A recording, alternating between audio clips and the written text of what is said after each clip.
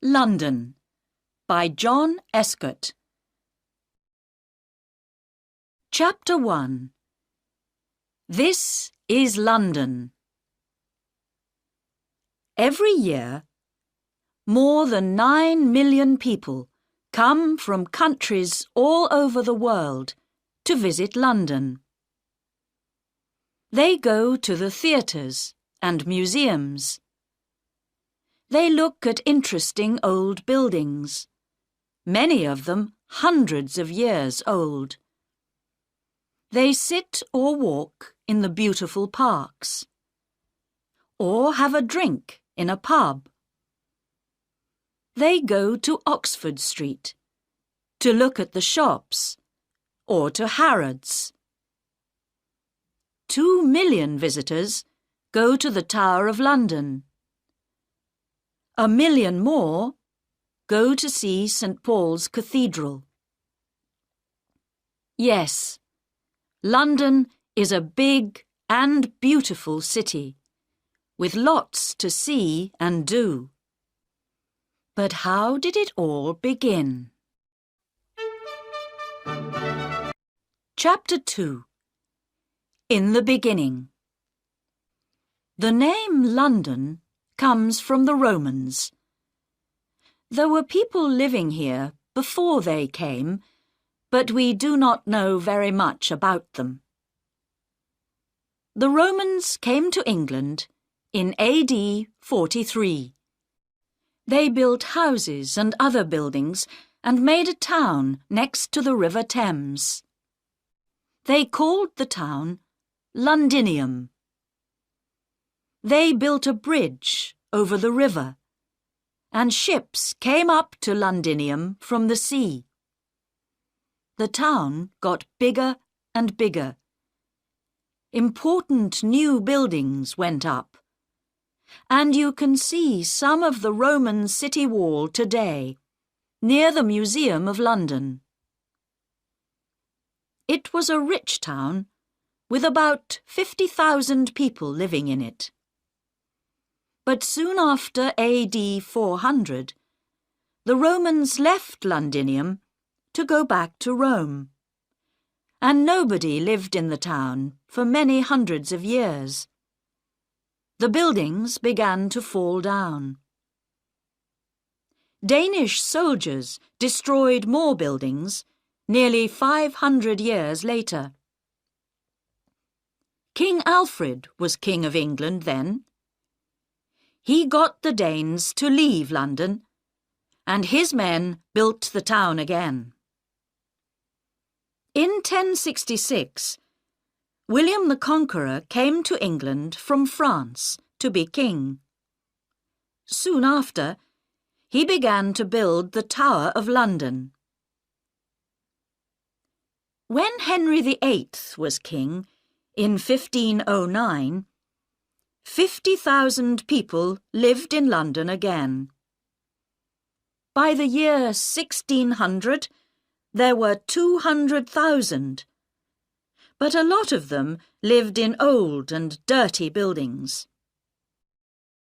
In 1665, 100,000 people died from an illness called the plague.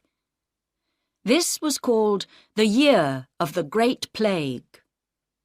A year later, in 1666, there was a big fire, the Fire of London. It began in a house in Pudding Lane, near London Bridge. More than 250,000 Londoners lost their homes in the fire.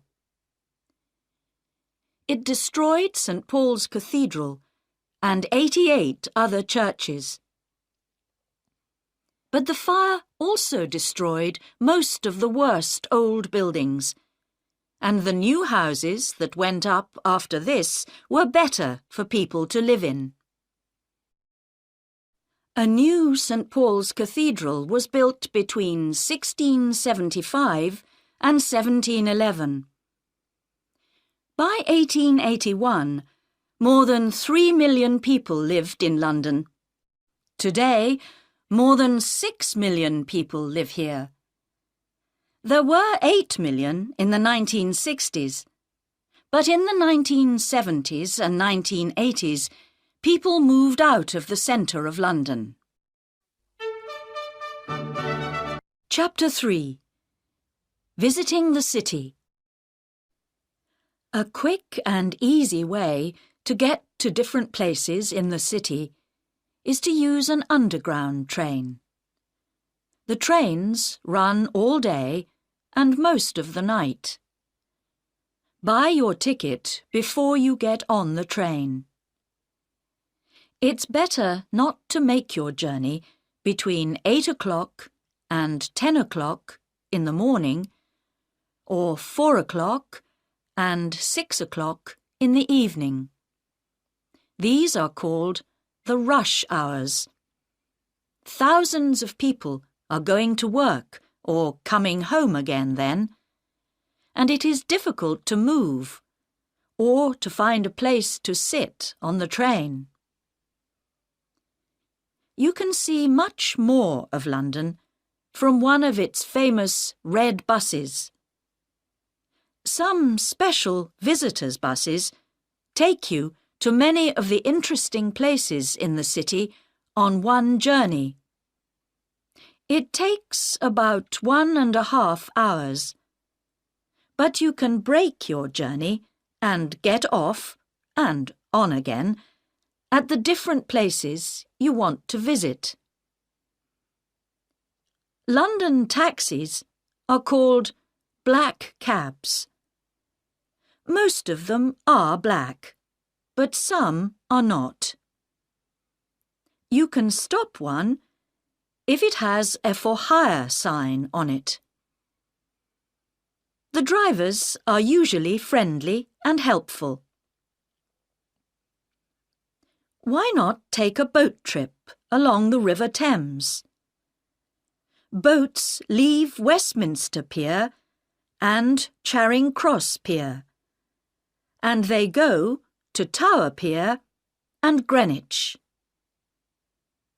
Between April and October, you can take a longer boat trip to Hampton Court, about 4 hours, a beautiful palace in a big park. Chapter 4. Some places to go. The Queen has her London home at Buckingham Palace. It is at the end of the Mall, a long road that begins at Trafalgar Square. At 11:30 most mornings, the soldiers at Buckingham Palace change the guard. It takes about 30 minutes, and hundreds of visitors come to watch. And in August and September, you can usually visit some of the rooms in the palace. But there are always lots of people coming to see them, so be ready to wait. You can also visit the Royal Mews at the palace. This is the home of the Queen's horses and coaches. The Queen's Gallery is also at the palace, and you can visit it at most times of the year. Here you can see pictures from all over the world. The Tower of London is now a museum, and one of London's most famous buildings. More than 2 million people visit it every year. Yeoman warders, also called beefeaters, tell them all about the tower. You can see the crown jewels and visit the Bloody Tower and the White Tower, or take a walk round the wall and perhaps see one of the tower's famous black birds, the ravens. Tower Bridge is near the Tower of London. It is one of the most famous bridges in the city and first opened in 1894. St. Paul's Cathedral is not far away, on Ludgate Hill. It was built by Sir Christopher Wren after the fire of London. Wren built more than 50 London churches. Visitors can go up to the Golden Gallery to look across London. Chapter 5. Westminster. Westminster Abbey is more than 900 years old and is a very famous London church. After William the Conqueror, every king and queen of England was crowned king or queen here. The Houses of Parliament are near Westminster Abbey. This is the home of the British government. The clock high up on the building is called Big Ben. The Prime Minister, the head of the British government, lives at 10 Downing Street. Walk along Parliament Street to Whitehall, past the government buildings, and you can see the little street on your left. Parks and gardens. When you are tired of looking at buildings, you can sit or walk in one of London's beautiful parks. Hyde Park has a lake in the middle called the Serpentine, and you can take a boat out on the water. It is a good place to get away from the crowds and the noise of the city. You can listen to the speakers at Speaker's Corner near Marble Arch. People from all over the world come and speak here. You can ask a speaker some difficult questions if you like, or you can stand on a box and speak to some of the listeners. Kensington Gardens is next to Hyde Park. Here you can see the statue of Peter Pan, the famous boy in the children's story Peter Pan by J.M. Barrie. Regent's Park is the home of London Zoo. The zoo has thousands of birds and animals from all over the world. There is also a theatre in the park. On a summer's evening, you can sit out under the night sky and watch a play by William Shakespeare, England's most famous writer. St. James's Park is next to the Mall. It is smaller, but many people think it is more beautiful. Chapter 6. Shops and eating. The most famous shop in London, some people say the most famous in the world, is Harrods in Knightsbridge. It opened in 1849. Oxford Street has many big shops: Selfridge's, Marks and Spencer, John Lewis, Debenhams. There are always lots of people looking at the shops here, but at Christmas, thousands more people come to see the wonderful Christmas lights and to buy things for their friends and family for Christmas. Charing Cross is famous for its bookshops. There are lots of them, and they sell old and new books. One of the oldest and most famous is Foyle's. It has thousands of books, but it can sometimes be very difficult to find the book you want. Covent Garden was once a big food market, but now it has lots of small shops and cafes, and there are street performers to watch. There are two very famous markets in London. Petticoat Lane Market, open on Sundays, is in Middlesex Street and is a good place to buy cheap clothes and things for the home.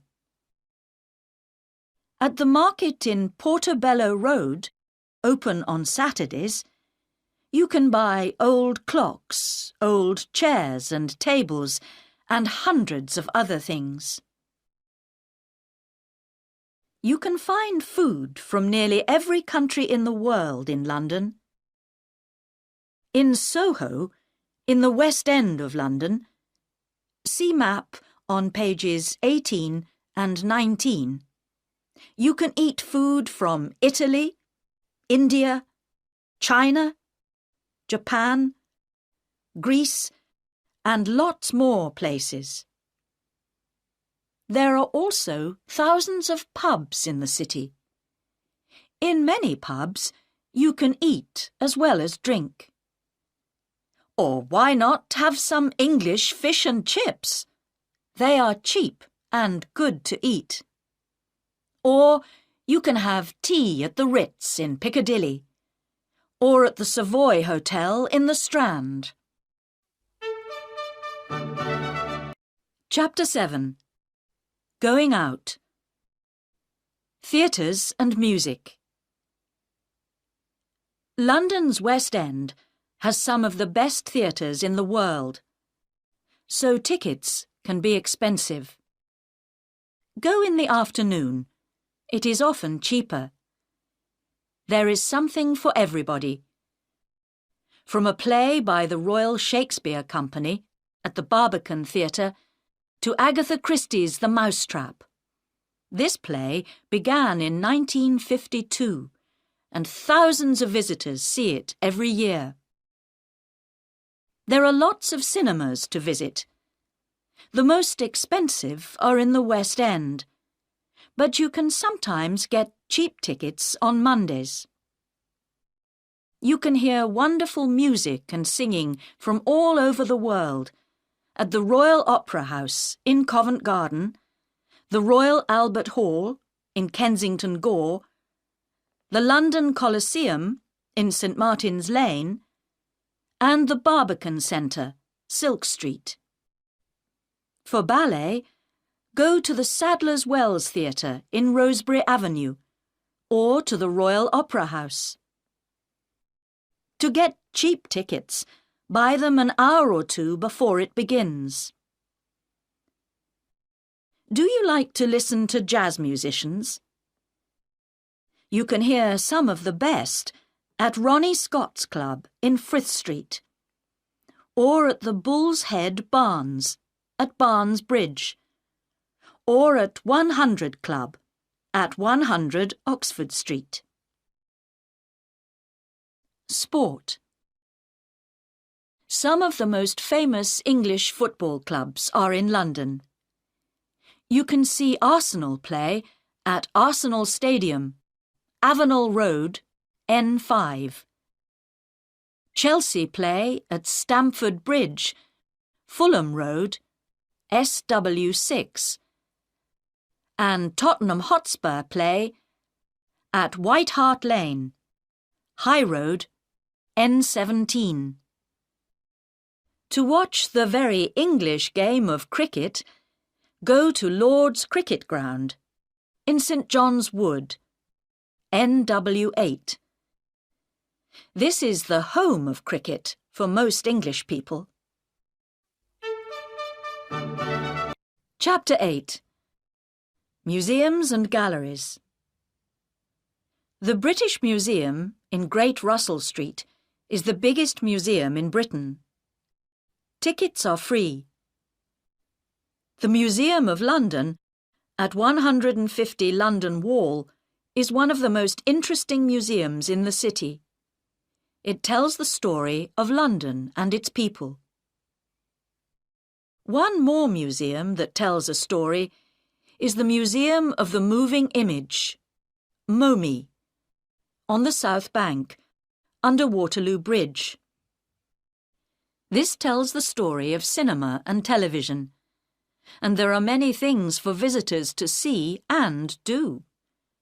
You can act with actors on a film set, or you can read the news on TV.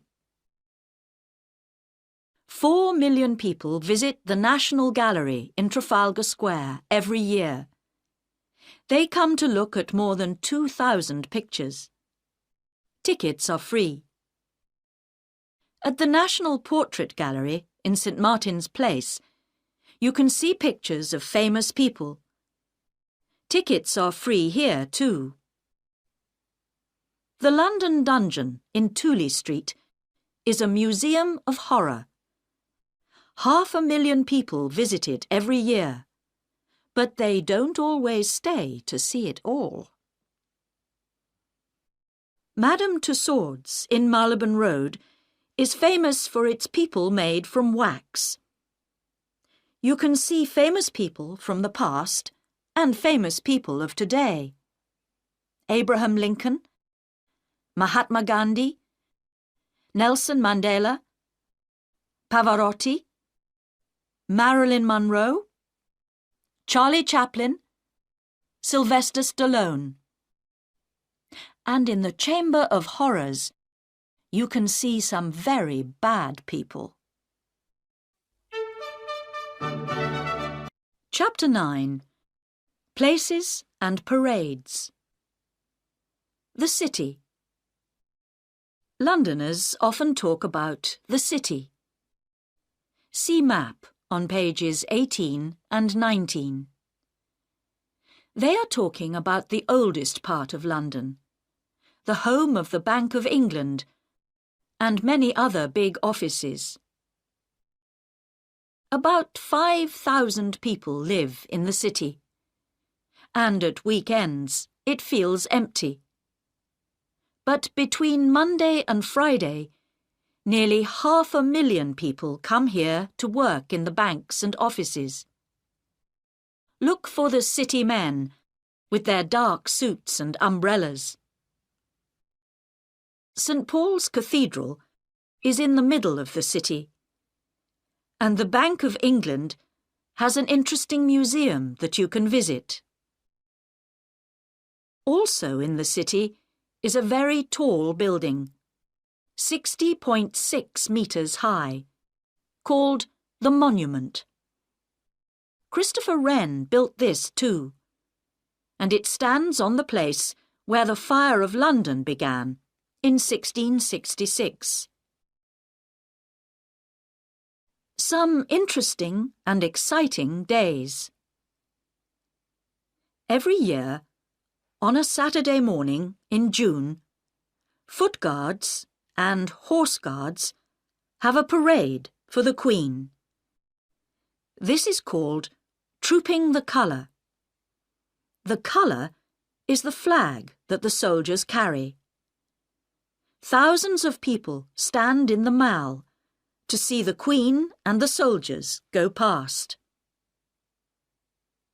The exciting Notting Hill Carnival is on the last Sunday and Monday in August.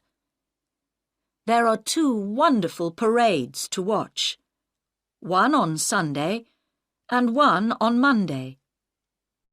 And you can see them going through the streets near Portobello Road and Ladbroke Grove.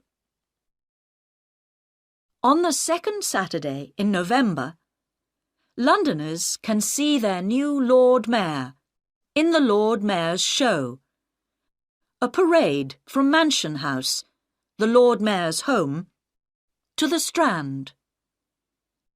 The Lord Mayor is the most important person in the city after the Queen. The first Mayor of London was Henry Fitzalan in 1189. They were not called Lord Mayors until the time of King Henry VIII. Big red buses, London policemen, Buckingham Palace, Speaker's Corner, Big Ben, Notting Hill Carnival. These are some of the things you can find in London. But there are many, many more. Come and see.